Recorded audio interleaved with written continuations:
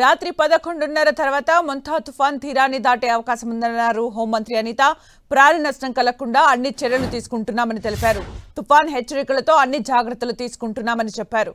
గంట నుంచి సముద్ర తీర ప్రాంతాల్లో గాలులు పెరిగాయని, కొన్ని చోట్ల చెట్లు పడిపోయినట్టు సమాచారం వస్తుందన్నారు అనిత. ఏదైనా సమస్య వస్తే కాల్ సెంటర్ ఫోన్ చేయగానే 10 నిమిషాల్లోనే మా టీమ్స్ అక్కడికి వెళ్తున్నాయని చెప్పారు.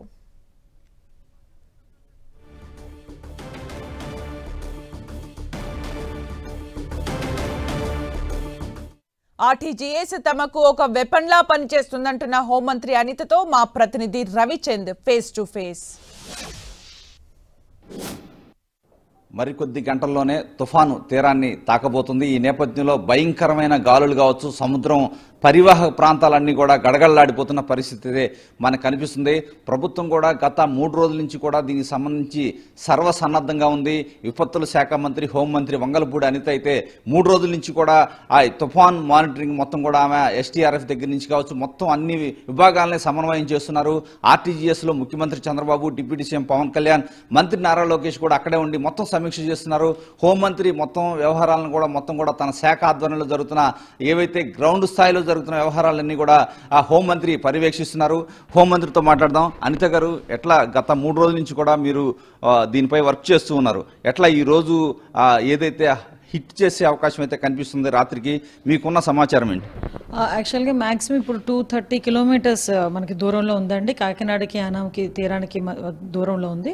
కాబట్టి నైట్ అరౌండ్ 11:30 తర్వాత ఎనీ టైం అది ల్యాండ్ ఫాల్ అయ్యే అవకాశాలు ఉన్నాయి. కాబట్టి ప్రభుత్వ యంత్రాంగం అందరికీ కూడా ఇప్పటికే ఫీల్డ్ మీద ఉన్నారు. ప్రభుత్వ యంత్రాంగంతో పాటు ప్రజాప్రతినిధులు అందరూ కూడా ఫీల్డ్ మీదే ఉన్నారు.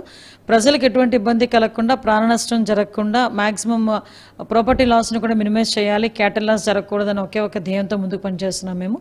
సుమారుగా ఈ తుఫాను వస్తుందన్న సంగతి మాకు తెలిసిందన్న 4 రోజుల ముందు తెలిసిన తర్వాత అరౌండ్ 27th, 28th, 29th కొంచెం చాలా ఎక్కువగా ఉంటుంది అనుకున్న తర్వాత 4 days బిఫోర్ నుంచి కూడా ప్రికాషనరీ మెజర్మెంట్స్ తీసుకోవటం, అదేవిధంగా ఒక ప్లాన్ ఆఫ్ యాక్షన్ తయారు చేసుకుని గ్రౌండ్ లెవెల్ వరకు కూడా ఆఫీసర్లు ఎండాస్ చేయడం ఒకటైతే, ఎక్కడెక్కడైతే ఎక్కువ ప్రభావిత ప్రాంతాలు ఉంటాయో అటువంటి వాటిలన్నింటినీ ఎంపిక చేసుకుని ఆ ప్రాంతాల్లోని ఎంతమందిని మనం రీహాబిటేషన్ సెంటర్స్కి పంపించాలి, ఎంతమందికి అక్కడ ఫుడ్ అరేంజ్ చేయాలి, అవన్నీ కూడా క్యాలిక్యులేట్ చేసుకుని ప్రభుత్వ యంత్రాంగాన్ని కూడా అక్కడ డిప్యూట్ చేసి ఆ ప్రజలకు ఎవరికి ఇబ్బంది లేకుండా పొజిషన్ తీసుకున్నాం. ఈ రోజు ఎటువంటి పరిస్థితులను ఎదుర్కోవడానికి గవర్నమెంట్ సిద్ధంగా ఉంది.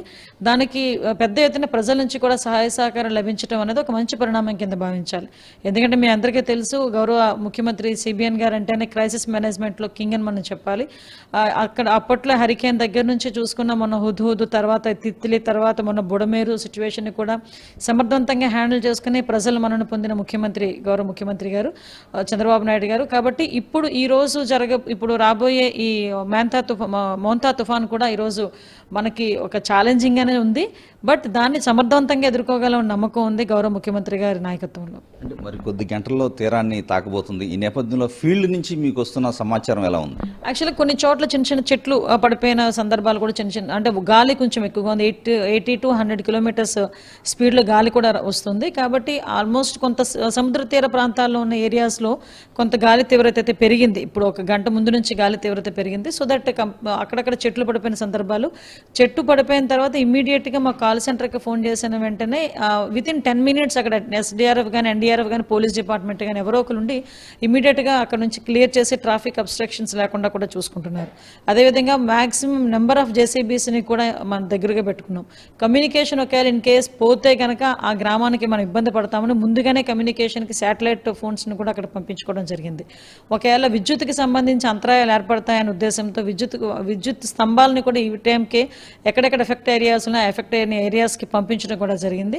ఎక్కడైనా ఏ ఇబ్బంది కలిగినా కూడా as early as possible restore చేయడానికి ప్రభుత్వ యంత్రాంగం మొత్తం కూడా సిద్ధంగా ఉంది. అంటే ముఖ్యమంత్రి గారు కావచ్చు, మీరు కావచ్చు, లోకేష్ గారు కావచ్చు, రాత్రి కూడా చాలా టైం ఇక్కడే ఉన్నారు, ఇప్పుడు వరకు కూడా ఉన్నారు. ఎట్లా సమన్వయం చేస్తున్నారు? ఆర్టీజీఎస్లో నుంచి ఏ విధంగా మీరు అధికారులకు ఇన్స్ట్రక్షన్స్ ఇస్తున్నారు? ఆర్టీజీఎస్ నిజంగా ఒక క్లియర్గా చెప్పాలంటే మాకు ఒక మంచి వెపన్ అనుకోవాలి ఆర్టీజీఎస్ని. ఎందుకంటే ఈరోజు ఆర్టీజీఎస్ నుంచి మేము తీసుకొచ్చుకున్న మొత్తం ఇన్ఫర్మేషన్ మొత్తం గ్రౌండ్ లెవెల్లో ఉన్న కలెక్టర్ స్థాయి, విఆర్ఓ స్థాయి వరకు కూడా వెళ్ళిపోతుంది ఇన్ఫర్మేషన్. సో పలానా చోట పలానా జరుగుతుంది, పలానా దగ్గరికి ఈ తుఫాన్ ఇంత పడుతుంది, ఇంత సెంటీమీటర్ వర్షం పడుతుంది, లేకపోతే అక్కడ పిడుగులు పడే అవకాశాలు ఉన్నాయి, లేకపోతే అక్కడ కొంచెం పంట నష్టం జరగబోతుంది. సో ఇటువంటి ప్రిడిక్షన్ అంతా కూడా ఇవ్వటం వల్ల మ్యాక్సిమం యాక్యురసీ కూడా మనకు చూసుకుంటే ఒక 70% యాక్యురెన్సీ కూడా వస్తుంది. So as of now RTGS ఇస్తున్న ఇన్ఫర్మేషన్ బేస్ చేసుకుని ఫీల్డ్ లెవెల్లో ఉన్న ఆఫీసర్లు కూడా దాన్ని బేస్ చేసుకుని పనిచేయడం వల్ల కొంచెం మంచి ఫలితాలు వస్తున్నాయి.